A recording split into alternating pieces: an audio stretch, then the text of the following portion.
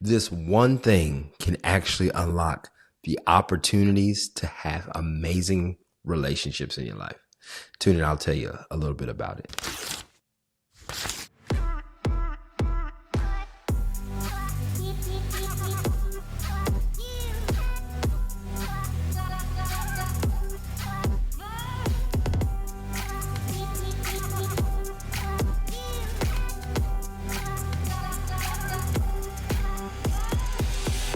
Hey, welcome to Shifts and Ladders. It's Ryan Robinson. Excited and delighted that you've been able to join with us today. I want to talk about relationships. Relationship? Yes, ladies and gentlemen, I want to talk about relationships. There's all kinds of them. There is friendships that you've had. There's significant others. There's coworkers. There's all kinds of relationships, every shape and form, every level of relationships, whether you have a networking relationship or relationships you've had for 20, 30 plus years. There's a bunch of relationships. In fact, if you live long enough, you're going to see the impact of strong relationships. And unfortunately, relationships cause us some of the most, and I'll say most of our pain, actually, our deepest pain usually comes from a relationship that has gone wrong. Whether they said something, whether they avoided you, whether they ghosted you, whether they, just keeping it a buck, cheated on you. There's all kinds of reasons as to why relationships go wrong. But there's also many reasons why relationships go right. And I want to kind of talk about this main thing, because a lot of the attributes that we forget about in relationships are, what we need to get back to. So I'm going to talk about a couple of things first. One, there's this quote here that says this: "The beauty in love lies not in finding someone exactly like us, but in discovering the harmony between our authentic selves and theirs." Okay. So what does that mean? You have to be your most authentic self. That is the one and the only thing you need to do when you get into a relationship. Whether, like I said, friends, coworkers, intimate relationship, or significant other relationship, whatever the case is, you need to show up authentically. Real, authentic. Why is that so important? It's important because you will get found out no matter what you're doing, especially if you're not honest. The only person, and actually the first person you need to be authentic with, is you. I'm going to say that again. The first person you need to be authentic and transparent with is you. Why? Because if you don't know you, there's no way you're going to get to know somebody else. William Shakespeare says this. He says, "To thine own self, that's old English. To thine own self be true." What does that mean? Know you. Know what you like, what you don't like, what you enjoy, what you don't enjoy, what passion you have for, what kind of work you like to do. Do you like pizza? Do you like Chinese? Do you like what is it about you that you know about yourself? Because what that shows and what that displays is, if I can see that this individual has done the work to not only know themselves, know what they like, know what boundaries they can put up, what they're not going to take, what they're going to manage, that shows a level of discipline, willingness to see the good, the bad, and the ugly in themselves. And if I can trust that they see all of that stuff in themselves, best believe they'll give me some grace to see it in me. But unfortunately, some of us like to tell it like we like to see it, aka lie to ourselves. I'm telling you this because I've had challenges with this. For a long time, I had a real struggle about being transparent. I'm one of those folks that doesn't, let me take this, but let me say this. I used to be one of those people that didn't want to get something wrong. I struggle with this, but no one wants to be wrong, right? But or say that something hurt them, that they're injured, and that they need help. Okay. These are typically moments in people's lives where they're the weakest. And it's said that we connect to one another through our weaknesses, not through our strengths. Your strengths are not mine, but at least the weaknesses are. If you've been hurt, if you've been lied to, those are some common human experiences. But most of the time, and I'm just speaking for us men folk, the male gender, we like to hide that kind of stuff because we hate to acknowledge that something can actually hurt us. And I would argue that if you don't acknowledge that you've been hurt, that you've been, that you're angry, that you're upset, you will bottle it up.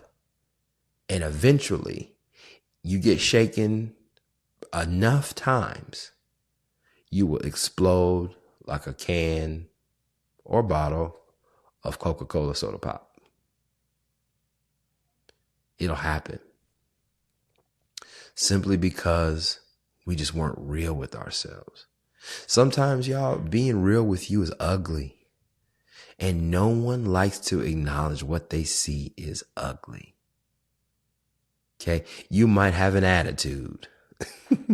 If someone says you got an attitude and you're like, I don't have an attitude, then now you're like, I just saw you had an attitude. I can't even be honest with you because you're not honest with yourself. So best believe I'm not going to sit here and have an argument with how someone is behaving because they don't want to acknowledge their own mess. You can miss me with that person. Exactly. I don't really need to deal with someone who does not acknowledge that they're wrong. That is why taking the time to know who you are authentically is the number one most foundational thing to any area of cultivation that you're trying to shift into your life. If you're trying to shift spiritually, if you're trying to shift your mind mentally and emotionally, relationally, or physically, the way you relate to the world around you says a lot about how you tend to go further in your life. Because the way I see you, especially engaging in commentary about how you feel about yourself. You can say, well, I'm fat, or we tell on ourselves all day long about how we feel about ourselves. And sometimes that stuff just ain't attractive.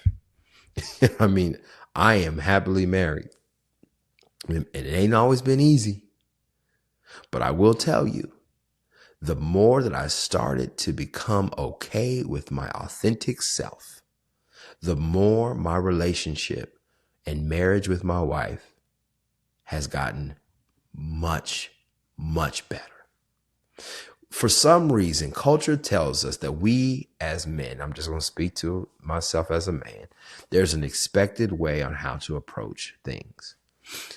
These days, sometimes it's called toxic masculinity because there is this perceived way that men should be, quote unquote, controlling situations and circumstances. I would argue that females have toxic femininity at this point. That's a whole nother podcast. But I will say this, though, because culture has a way of projecting what is, quote unquote, socially acceptable through media, through the music that we listen to the movies that we watch. We basically take on what we think is expected of us. And then we negate and we put off to the side what's truly and authentically us. Then you find yourselves 10, 20 years later realizing that what you adopted when you were in your mid-20s isn't something you even like to do in the first place. I'm gonna give you an example, and I'll give you some vulnerability, transparency. Okay, you cool with that? Not like you can respond back, but if you can, just hit the like button. Okay. I am not your typical athlete person. Okay. I used to be a person who played video games all the time. I love video games. I ain't got time now. I got kids. I got ministry. I got business. I got stuff. So I don't have time. But I used to play video games a lot. I also tinker with computers. Even to this day, I love gadgets. Okay. Now we're going to get into some of the stuff that, is considered quote unquote nerdy, but I grew up also since maybe the first or second grade, actually, with a massive comic book collection. Y'all, I love comic books. I love them. Some of my favorite superheroes, Batman, Spider-Man, Superman, Justice League of America is my favorite like superhero group. DC Comics, not Marvel. X-Men, that's Marvel. I literally would go to a comic book store, y'all, and be like, if you ever watched The Big Bang Theory, we might need to put a link in the show notes or something like that. But I would be one of those that would go to the comic book store and get comic books every Friday or every other Friday with one of my classmates. And we would get the long box with the cardboard. Like I am that guy. Then I watched anime, Dragon Ball Z. If you know anything, Yu Yu Hakusho, Inuyasha, Gundam Wing. Gosh, what else is there? Yeah, them shows. Those shows. Those are things I enjoy. I played music. I was a drummer. I played drums. I love music. Love it. And you guys, this is all of me. But for some time in my life, I avoided the comic book guy until Marvel started getting really big, by the way. Marvel, shout out to Marvel and The Dark Knight. They made comic books mainstream. But I did not like sharing that with people. That was my jam. That Dragon Ball Z was my jam. So in order to be authentic, you need to be transparent. And a lot of us avoid being transparent because we don't know how we are going to be received by people. So we end up hiding ourselves as Adam and Eve did in Genesis chapter 3 after they ate of the tree of knowledge and good and evil and sewed up fig leaves because they saw their nakedness and was ashamed of it. Another reason why we don't get into relationships or have strong relationships is because we're ashamed of what we enjoy. Like, how can somebody accept a guy who loves comic books, plays football, loves music, and likes video games too? These things don't quote unquote fit. But who told you that the things that you enjoy don't quote unquote fit? That is just exactly what God said to Adam and Eve. I keep going back to this book. In Genesis chapter 3, he says, or I think it's chapter 4, the Lord was walking in the Garden of Eden in the cool of the day, and he's looking for Adam. He said, "Where are you?" And he said, "I covered up myself because I was naked." He said, "Who told you you were naked? Who told you?" that you couldn't like all of those things? Who said you couldn't be yourself? The first mention of relationship in the Bible is in Genesis chapter 2. Okay. When God made Eve from Adam's rib.